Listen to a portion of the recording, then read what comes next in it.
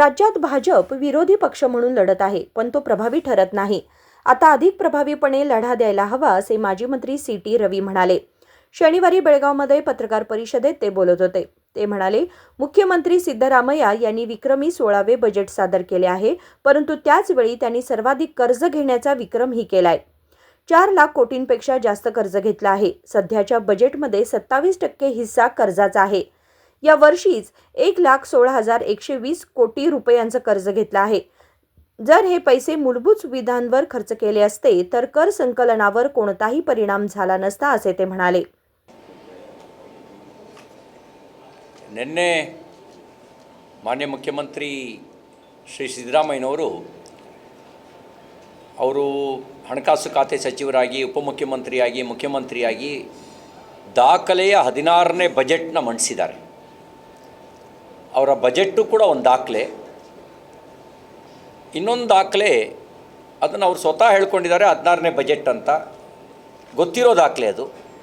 ಜನರಿಗೆ ಗೊತ್ತಾಗಬೇಕಾಗಿರೋ ದಾಖಲೆ ಏನು ಅಂದರೆ, ಅತಿ ಹೆಚ್ಚು ಸಾಲ ಮಾಡಿದ ಕೀರ್ತಿಯು ಮಾನ್ಯ ಮುಖ್ಯಮಂತ್ರಿ ಸಿದ್ದರಾಮಯ್ಯನವರಿಗೆ ಸಲ್ಲುತ್ತೆ.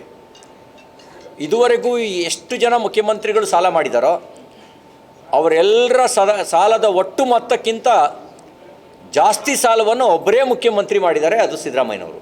ಕರ್ನಾಟಕ ದಾಖಲೆ ಅದು. ಸುಮಾರು 4 ಲಕ್ಷ ಕೋಟಿಗೂ ಹೆಚ್ಚು ಸಾಲವನ್ನು ಅವರೊಬ್ಬರೇ ಮಾಡಿದ್ದಾರೆ.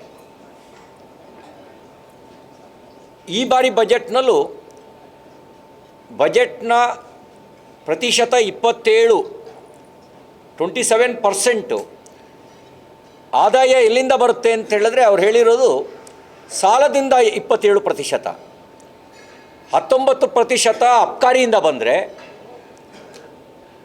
ಸಾಲದಿಂದ 27%. ಇದು ಸಾಲವೂ ಕೂಡ ಅವ್ರದ್ದೊಂದು ದಾಖಲೆ. ಈ ಬಾರಿಯ ಸಾಲ 1,16,170 ಕೋಟಿ. ಅಂದರೆ ಕಳೆದ ಬಾರಿಯ ಬಜೆಟ್ ಘೋಷಣೆಗಿಂತ 9,500 ಕೋಟಿ ರೂಪಾಯಿ ತೆರಿಗೆ ಸಂಗ್ರಹ ಕಡಿಮೆ ಆಗುತ್ತೆ ಅಂತ ಅವರು ಅಂದಾಜು ಮಾಡಿದ್ದಾರೆ.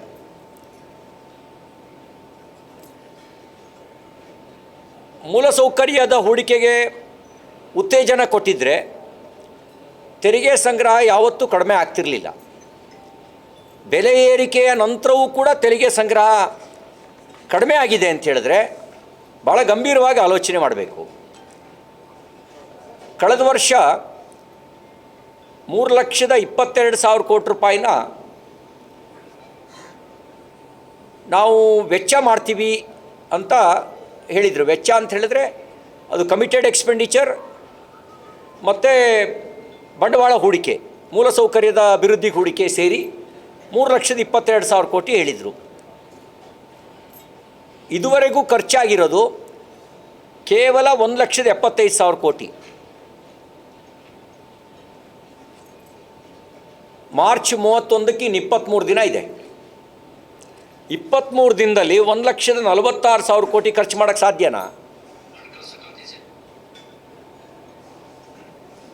ನಾನು ಅವರಿಗೆ ಕೇಳ್ತಿರುವಂಥ ಪ್ರಶ್ನೆ, ನೀವು ಇದುವರೆಗೂ ಖರ್ಚು ಮಾಡಿರೋದು ಬಜೆಟ್ನಲ್ಲಿ ಘೋಷಣೆ ಆಗಿದ ಪ್ರತಿಶತ 55% ಖರ್ಚು ಮಾಡಿದ್ದೀರಿ. ಇನ್ನು ಒಂದು ತಿಂಗಳಲ್ಲಿ ಪ್ರತಿಶತ 45 ಖರ್ಚು ಮಾಡೋಕ್ಕೆ ಸಾಧ್ಯನಾ? ಆಮೇಲೆ ಇವರು ಬಂದ ಮೇಲೆ ಯಾವ್ಯಾವ ಬೆಲೆ ಏರಿಸಿದ್ರು? ಆಸ್ತಿ ನೋಂದಣಿ ಶುಲ್ಕ 600% ಏರಿಕೆ ಮಾಡಿದ್ರು. ಪ್ರಾಪರ್ಟಿ ಗೈಡೆನ್ಸ್ ವ್ಯಾಲ್ಯೂ ಅಂದರೆ ಆಸ್ತಿ ಮಾರ್ಗದರ್ಶನ ಮೌಲ್ಯ 30% ಹೆಚ್ಚಳ ಮಾಡಿದ್ರು. ವಾಹನ ನೋಂದಣಿ ಶುಲ್ಕ 10% ಹೆಚ್ಚಳ ಮಾಡಿದ್ರು. ಆಸ್ಪತ್ರೆ ಸೇವಾ ಶುಲ್ಕ, ಹಾಸ್ಪಿಟ್ಲು ಬಿಡಲಿಲ್ಲ ಇವರು, ಅದು ಸರ್ವಿಸ್ ಸೆಕ್ಟ್ರು. ಇಲ್ಲೆಲ್ಲ ರವಿ ಪಾಟೀಲ್ ಇದ್ರಲ್ಲ, ಸರ್ವಿಸ್ ಸೆಕ್ಟ್ರು, ಅಲ್ಲಿಗೂ 5% ಸೆಸ್ ಹಾಕಿದ್ದಾರೆ. ಸರ್ಕಾರಿ ಕಾಲೇಜಿಗೂ 10% ಸೆಸ್ ಜಾಸ್ತಿ ಮಾಡಿದ್ರು ಶುಲ್ಕ. ಬೆಂಗಳೂರು ಮೆಟ್ರೋ ದರ 50% ಏರಿಕೆ ಆಯಿತು. ಎಲೆಕ್ಟ್ರಿಕ್ ವಾಹನ, ಬೇರೆ ರಾಜ್ಯಗಳು ಉತ್ತೇಜನ ಕೊಡ್ತಾ ಇದ್ದಾವೆ, ನಮ್ಮ ರಾಜ್ಯದಲ್ಲಿ ಎಲೆಕ್ಟ್ರಿಕ್ ವಾಹನ ತೆರಿಗೆನೂ 10% ಹೆಚ್ಚಳ ಮಾಡಿದ್ರು. ವಿದ್ಯುತ್ ದರ 14.5% ಹೆಚ್ಚಳ ಮಾಡಿದ್ರು. ನೀರಿನ ಸುಂಕ, ವಾಟರ್ ಟ್ಯಾಕ್ಸ್ ಅದನ್ನು 30% ಹೆಚ್ಚಳ ಮಾಡಿದ್ರು. ಪ್ರಾಪರ್ಟಿ ಟ್ಯಾಕ್ಸ್ ಆಸ್ತಿ ತೆರಿಗೆ 25% ಹೆಚ್ಚಳ ಮಾಡಿದ್ರು. ರೈತ ಬಿತ್ತನೆ ಮಾಡ್ತಕ್ಕಂಥ ಬಿತ್ತನೆ ಬೀಜದ ಬೆಲೆಯನ್ನು 60% ಹೆಚ್ಚಳ ಮಾಡಿದ್ರು. ಬಿಯರ್ ಬೆಲೆ 4 ಬಾರಿ ಜಾಸ್ತಿ ಆಯಿತು, 45%. ಹಾಲಿನ ಬೆಲೆ 15% ಹೆಚ್ಚು ಮಾಡಿದ್ರು. ಮತ್ತೂ ಹೆಚ್ಚು ಮಾಡ್ತೀವಿ ಅಂತ ಹೇಳ್ತಾ ಇದ್ದಾರೆ, ಮತ್ತು 5 ರೂಪಾಯಿ ಫರ್ ಲೀಟರ್ ಹೆಚ್ಚು ಮಾಡ್ತೀವಿ ಅಂತ ಹೇಳ್ತಾ ಇದ್ದಾರೆ. ಪೆಟ್ರೋಲ್ ಡೀಸೆಲ್ ಮೇಲೆ 3 ರೂಪಾಯಿ ಸೆಸ್ ಹಾಕಿದರು. ಇಷ್ಟೆಲ್ಲ ಆದ ನಂತರವೂ ಕೂಡ 10,000 ಕೋಟಿ ತೆರಿಗೆ ಸಂಗ್ರಹದಲ್ಲಿ ಕೋತ.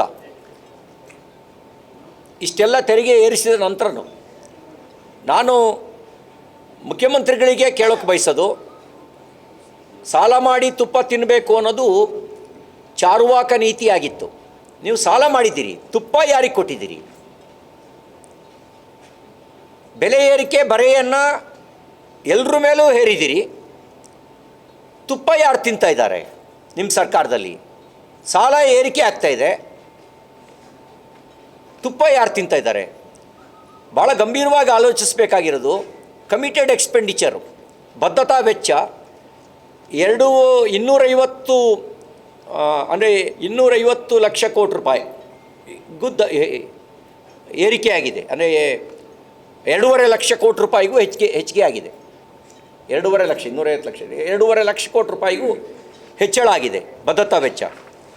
ಇದನ್ನು ಯಾವ ಆರ್ಥಿಕ ತಜ್ಞರು ಸಮರ್ಥನೆ ಮಾಡಲಿಕ್ಕಾಗತ್ತೆ? ಇನ್ನು ಈ ಬಾರಿ ಬಜೆಟ್ನಲ್ಲಿ ಕೆಲವರಿಗೆ ಖುಷಿಯಾಗಿದೆ. ನಾನು AICC ಅಧ್ಯಕ್ಷರಿಗೆ ಮತ್ತು KPCC ಅಧ್ಯಕ್ಷರಿಗೆ ಪ್ರಶ್ನೆ ಮಾಡಲಿಕ್ಕೆ ಬಯಸ್ತೇನೆ, ಇದು ಕಾಂಗ್ರೆಸ್ ಬಜೆಟ್ಟೋ ಮುಸ್ಲಿಂ ಲೀಗ್ ಬಜೆಟ್ಟೋ? ಬಹುಶಃ ಜಿನ್ನಾ ಆತ್ಮ ಭಾಳ ಖುಷಿ ಪಡ್ತಿರ್ಬೋದು, ಅಥವಾ ಜಿನ್ನಾ ಆತ್ಮವೇ ಇವರಿಗೆ ಪ್ರಚೋದನೆ ಕೊಟ್ಟಿರ್ಬೋದು ಅಂತ ಅನಿಸುತ್ತೆ ಸಿದ್ದರಾಮಯ್ಯನವರಿಗೆ. ಯಾಕೆಂದರೆ ನೋಡಿ, ಸರ್ಕಾರಿ ಗುತ್ತಿಗೆಯಲ್ಲಿ ಮೀಸಲಾತಿ ಸಂವಿಧಾನದ ಆರ್ಟಿಕಲ್ 15 ಮತ್ತು ಆರ್ಟಿಕಲ್ 42 SC/ST ಮೀಸಲಾತಿಯನ್ನು ಸಮರ್ಥಿಸುತ್ತೆ. ಮತೀಯ ಆಧಾರಿತ ಮೀಸಲಾತಿಯನ್ನು ಸಂವಿಧಾನ ಒಪ್ಪಲಿಲ್ಲ. ಮೀಸಲಾತಿ ಕೊಡೋ ಸಂದರ್ಭದಲ್ಲಿ ಮತೀಯ ಆಧಾರಿತ ಮೀಸಲಾತಿಯ ಬೇಡಿಕೆಯನ್ನು, ಅಂದರೆ ರಿಲಿಜಿಯಸ್ ಬೇಸ್ಡು ರಿಸರ್ವೇಷನ್ನ ಕೆಲವರು ಡಿಮಾಂಡ್ ಮಾಡಿದ್ರು. ಬ್ರಿಟಿಷರ ಕಾಲದಲ್ಲಿ ಇತ್ತು, ಕೊಡಬೇಕು ಅಂಥೇಳಿ. ಭಾಳ ಸ್ಪಷ್ಟವಾಗಿ ಸಂವಿಧಾನ ರಚನಾ ಸಭೆ ನಿರಾಕರಿಸ್ತು, ಕಾರಣನೂ ಕೊಡ್ತು. ನೀವು ಮತೀಯ ಆಧಾರದಲ್ಲಿ ದೇಶ ಹೊಡೆದ್ರಿ, ನಿಮ್ಮ ಜೊತೆ ಹೊಂದಾಣಿಕೆ ಮಾಡ್ಕೊಂಡು ಬದುಕೋಕ್ಕಾಗಲ್ಲ ಅಂತ ಬೇರೆ ದೇಶ ತಗೊಂಡ್ರಿ, ಮತ್ತೆ ಮತೀಯ ಆಧಾರದ ಮೀಸಲಾತಿ ಕೇಳ್ತಾ ಇದ್ದೀರಿ ಅಂತ ಹೇಳಿದ್ರೆ ಅದು ಅರ್ಥಹೀನ ಅಂಥೇಳಿ ಭಾಳ ಸ್ಪಷ್ಟವಾಗಿ ನಿರಾಕರಿಸಿದರು. ಇವರು ವೋಟ್ ಬ್ಯಾಂಕ್ ರಾಜಕಾರಣಕ್ಕೆ ಮತ್ತೆ ಮತೀಯ ಆಧಾರಿತ ಮೀಸಲಾತಿ ಘೋಷಣೆ ಮಾಡಿ ಅದರ ಮುಂದುವರಿಕೆ ಭಾಗವಾಗಿ ಗುತ್ತಿಗೆದಾರರಲ್ಲೂ 2 ಕೋಟಿಯವರೆಗೆ ಸರ್ಕಾರಿ ಗುತ್ತಿಗೆಯಲ್ಲೂ ಮುಸಲ್ಮಾನರಿಗೆ ಮೀಸಲಾತಿ ಕೊಡಲಿಕ್ಕೆ ಘೋಷಣೆ ಮಾಡಿದ್ದಾರೆ. ಇದು ಕಾಂಗ್ರೆಸ್ನ ಕಮ್ಯುನಲ್ ಪೊಲಿಟಿಕ್ಸ್ನ ತೋರಿಸುತ್ತೆ, ಕೋಮುವಾದಿ ರಾಜಕಾರಣವನ್ನು ತೋರಿಸುತ್ತೆ. ಅದಕ್ಕೆ ನಾನು ಹೇಳಿದೆ, ಇದು ಮುಸ್ಲಿಂ ಲೀಗ್ ಬಜೆಟ್ಟೋ ಕಾಂಗ್ರೆಸ್ ಬಜೆಟ್ಟೋ ಅಂಥೇಳಿ. ಮುಸ್ಲಿಮರ ಸರಳ ಮದುವೆಗೆ 50,000. ಯಾಕೆ? ಓಟ್ ತಗೊಳ್ಬೇಕಾದ್ರೆ ಮಾತ್ರ ನಿಮಗೆ ಹಿಂದೂ ಬೇಕಾ? ನಾನು ಹಿಂದೂ ಅಲ್ವಾ ಅಂತ ಹೇಳ್ತಾ ಇದ್ರಿ. ನಾನು KPCC ಅಧ್ಯಕ್ಷರಿಗೆ ಕೇಳ್ತೀನಿ, ಹಿಂದುವಾಗಿ ಹುಟ್ಟಿದ್ದೀನಿ, ಹಿಂದುವಾಗಿ ಬದುಕ್ತಾ ಇದ್ದೀನಿ, ಹಿಂದುವಾಗಿ ಸಾಯ್ತೀನಿ ಅಂತ ಹೇಳಿದ್ರಿ. ನಿಮ್ಮ ಬಜೆಟ್ನಲ್ಲಿ ಎಲ್ಲಿ ಹಿಂದೂಗಳಿಗೆ? ವಕ್ಫ್ ಕಬರ್ಸ್ಥಾನಗಳ ಮೂಲ ಸೌಕರ್ಯಕ್ಕೆ 150 ಕೋಟಿ. ಅರೆ ಸ್ವಾಮಿ, ಎಷ್ಟೋ ಊರುಗಳಲ್ಲಿ ಸ್ಮಶಾನವೇ ಇಲ್ಲ, ಸಾರ್ವಜನಿಕ ಸ್ಮಶಾನವೇ ಇಲ್ಲ. ಮೊದಲು ಸ್ಮಶಾನ ಕೊಡ್ರಿ. ನೀವು ಕಬರ್ಸ್ಥಾನ್ ಕಾಂಪೌಂಡ್ ನಿರ್ಮಾಣಕ್ಕೆ 150 ಕೋಟಿ. ಅಂದರೆ ನಿಮಗೆ ಉಳಿದ ಸ್ಮಶಾನಗಳನ್ನು ರಕ್ಷಣೆ ಮಾಡಬೇಕು, ಕಾಂಪೌಂಡ್ ಕಟ್ಟಬೇಕು ಅಂತ ನಿಮ್ಗೆ ಅನ್ನಿಸ್ಲಿಲ್ವಾ? ಮುಸ್ಲಿಮರ ಸಾಂಸ್ಕೃತಿಕ ಕಾರ್ಯಕ್ರಮಕ್ಕೆ 50 ಲಕ್ಷ. ಮುಸ್ಲಿಮರು ಅತಿ ಹೆಚ್ಚು ವಾಸಿಸುವ ಪ್ರದೇಶಗಳಲ್ಲಿ ITI ಸ್ಥಾಪನೆ. ಯಾಕೆ ಪಾಕಿಸ್ತಾನ ಕೊಟ್ಟು ಸಾಕಾಗಿಲ್ವಾ? KEA ಅಡಿಯಲ್ಲಿ ಮುಸ್ಲಿಂ ವಿದ್ಯಾರ್ಥಿಗಳಿಗೆ 50% ಶುಲ್ಕ ಕಡಿತ. ಅತಿ ಹೆಚ್ಚು 5 ಲಕ್ಷ ರೂಪಾಯಿ ಇಲ್ಲ 50% ಶುಲ್ಕ ಕಡಿತ. ಯಾಕೆ ಬೇರೆ ಜಾತಿಯಲ್ಲಿ ಮತಗಳಲ್ಲಿ ಬಡವರು ಇಲ್ವಾ? ಅವರಿಗೆ ಯಾಕೆ ಶುಲ್ಕ ಕಡಿತ ಮಾಡಲ್ಲ? ಉಲ್ಲಾಳ ಮುಸ್ಲಿಂ ವಿದ್ಯಾರ್ಥಿನಿಯರಿಗೆ ವಸತಿ ಸಹಿತ PU ಕಾಲೇಜು. ಮುಸ್ಲಿಂ ವಿದ್ಯಾರ್ಥಿಗಳ ರಾಷ್ಟ್ರೀಯ ವಿದೇಶಿ ವಿದ್ಯಾರ್ಥಿ ವೇತನ ಏರಿಕೆ. ಬೆಂಗಳೂರಿನಲ್ಲಿ ಹಜ್ ಭವನದಲ್ಲಿ ಹೆಚ್ಚುವರಿ ಕಟ್ಟಡ ನಿರ್ಮಾಣ. ಮುಸ್ಲಿಂ ವಿದ್ಯಾರ್ಥಿನಿಯರಿಗೆ ಸ್ವಯಂ ರಕ್ಷಣಾ ಕೌಶಲ್ಯ ತರಬೇತಿ. 2 ಕೋಟಿವರೆಗಿನ ಕಾಮಗಾರಿಗಳಲ್ಲಿ ಮುಸ್ಲಿಂ ಗುತ್ತಿಗೆದಾರರಿಗೆ ಮೀಸಲಾತಿ. ಮುಸ್ಲಿಮರಿಗೆ ಕೈಗಾರಿಕಾ ಪ್ರದೇಶ ಭೂಮಿ ಹಂಚಿಕೆಯಲ್ಲೂ ಪ್ರವರ್ಗ 2A ಜೊತೆಗೆ 2Bಗೆ 20% ಮೀಸಲಾತಿ. ನನಗನ್ಸುತ್ತೆ ಒಂದು ಮುಸ್ಲಿಂ ಲೀಗ್ನ ಪ್ರೇತಾತ್ಮ ಕಾಂಗ್ರೆಸ್ಸನ್ನು ಆವರಿಸ್ಕೊಂಡಿರಬೇಕು, ಇಲ್ಲ ಕಾಂಗ್ರೆಸ್ ಪಾರ್ಟಿಯೇ ಮುಸ್ಲಿಂ ಲೀಗ್ನ ಅಜೆಂಡಾವನ್ನು ಸ್ವೀಕಾರ ಮಾಡಿರಬೇಕು. What was the Muslim league agenda? ದೇಶ ಒಡೆಯೋದು ಮುಸ್ಲಿಂ ಲೀಗ್ ಅಜೆಂಡಾ ಆಗಿತ್ತು.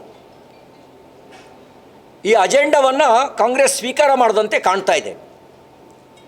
ಇದೊಂದು ಕಮ್ಯುನಲ್ ಬಜೆಟ್ಟು ಮತ್ತು ಅವ್ರ ನೀತಿಯಲ್ಲೂ ಸ್ಪಷ್ಟವಾಗಿದೆ. ಹುಬ್ಬಳ್ಳಿ ಪೊಲೀಸ್ ಠಾಣೆ ಮೇಲೆ ದಾಳಿ ಮಾಡಿದವರಿಗೆ ಅವ್ರ ಕೇಸ್ ವಾಪಸ್ ತೆಗೆದುಕೊಳ್ಳುವಂಥ ಪ್ರಸ್ತಾವನೆಯನ್ನು ಕೋರ್ಟಿಗೆ ಸಲ್ಲಿಸಿದ್ದಾರೆ ಕ್ಯಾಬಿನೆಟ್ ಡಿಸಿಷನ್ ತಗೊಂಡು.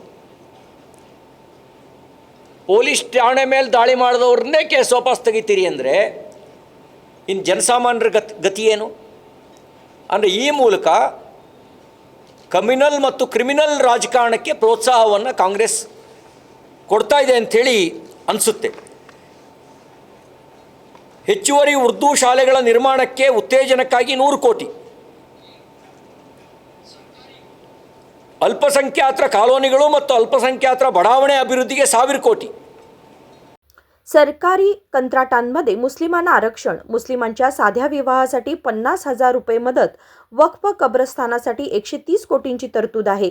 मात्र इतर सर्वसामान्य हिंदू स्मशानभूमीसाठी निधी नाही. सरकारकडे इच्छाशक्ती नाही का?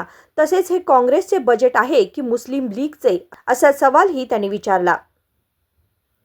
या पत्रकार परिषदेला भाजपचे राज्य उपाध्यक्ष अनिल बेनके, ग्रामीण जिल्हाध्यक्ष सुभाष पाटील, शहर अध्यक्ष गीता सुतार यांच्यासह इतर मान्यवर उपस्थित होते. विनोद कोलकार, KMM मराठी, बेळगाव.